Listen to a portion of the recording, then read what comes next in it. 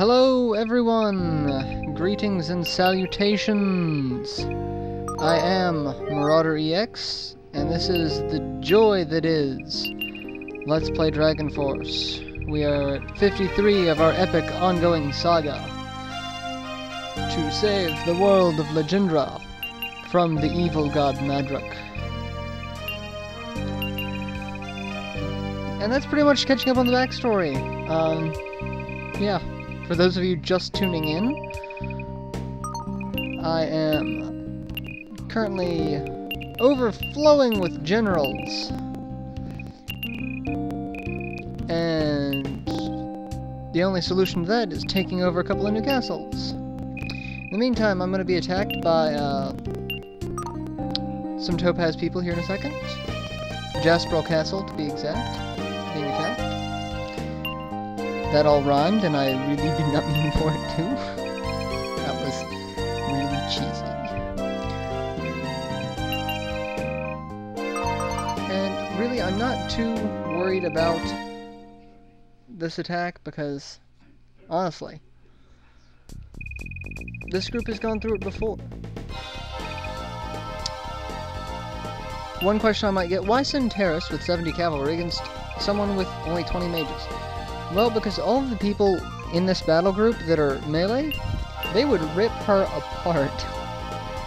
Again, she still has less than 100 HP, so any of the specials that they do... I mean, look how much damage she's taking from freaking fireballs. Honestly, come on, that's... We're done at that point.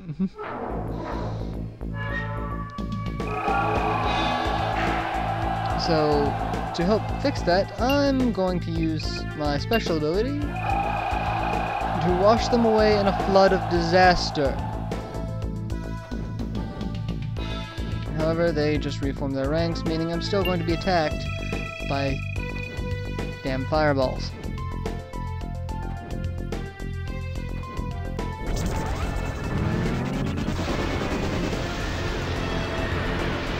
And this general as Resurrect.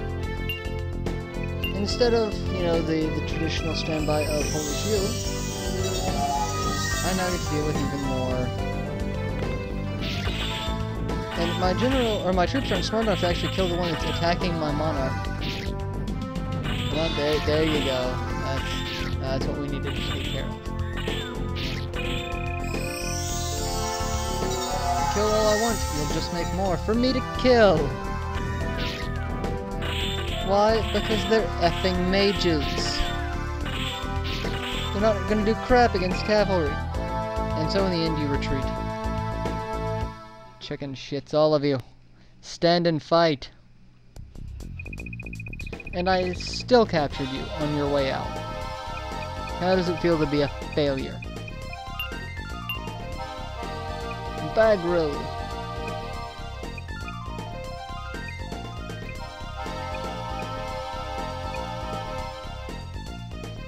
Listen Duran out. Duran. He will deafen them with horrible music.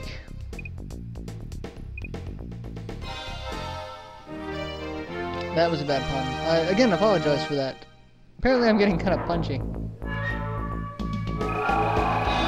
Alright, the raid formation really is nothing but failure.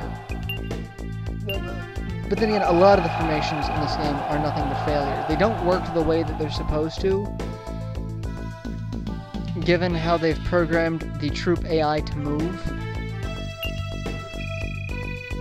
So if you could actually, when they advanced, stayed in more of a linear pattern instead of, you know, spreading out the way that they do, you'd probably get more use out of a lot of these, because you could actually flank around the oncoming onslaught. But the way it is, my troops will just kind of, you know, eke outward, and therefore your flanking gets stopped by my advance. Just something that I figured I'd point out. From what I have noticed, the Generation of Chaos, which is a game that I'm relating closely to this, because it's very similar style, at least in combat, the troop placement does actually affect stats. And I think that the troop placement in this affects stats as well, but there's no concrete information that I've seen. Like, if you're in a protect formation, you attack a little bit faster because you're defending. As long as you're not moving, it goes on to that first strike bonus that I always talk about. If you're not moving and your opponent is, you use your attack animation first.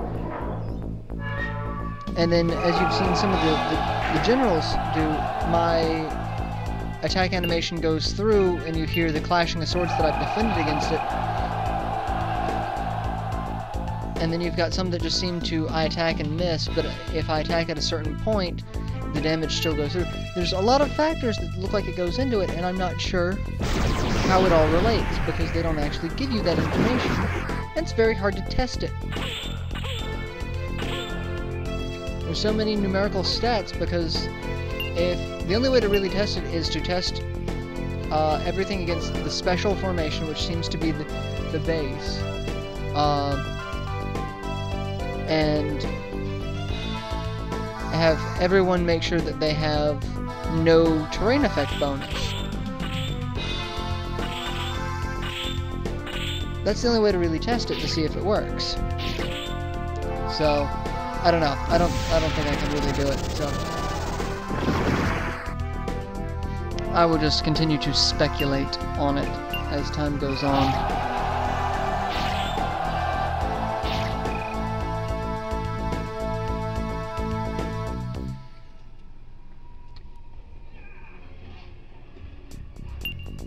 And now it's just Kodiak.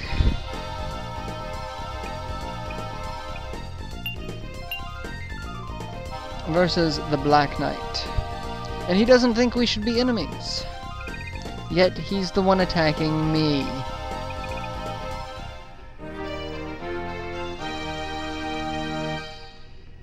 Alright. Offensive formation. Because I don't outnumber him greatly enough to where if I use a special ability, he's not going to flank around my main group and then end up messing my general up. I have learned from that.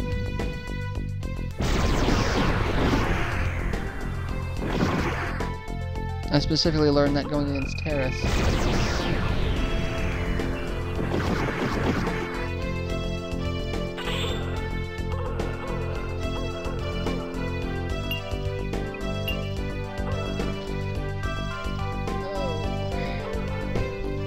These fights are all pretty much the same at this point. I'm really trying to get into taking over the monarchs and getting more into the story of it.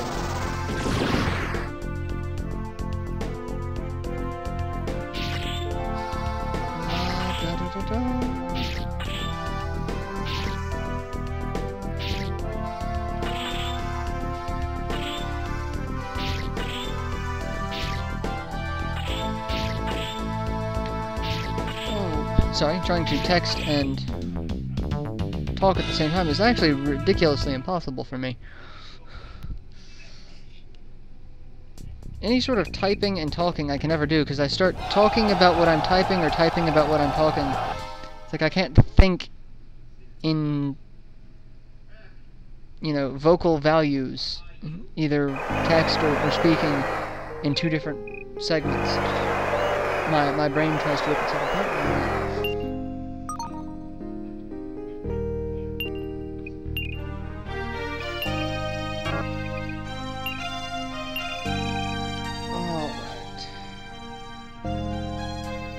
No one does it like Rengar. Refilling all of his troops so that this next little attack that I'm going to go through yet again isn't too bad.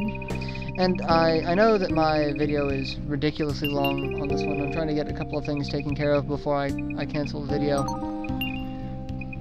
I just really was not paying attention throughout half of this. Alright, I will go ahead and cut the video here. I've only got a few seconds left, and it's really not anything important, honestly. It's just moving people from one place to another. So, I will see you in our next installment of Let's Play Dragon Force. Until then, take care.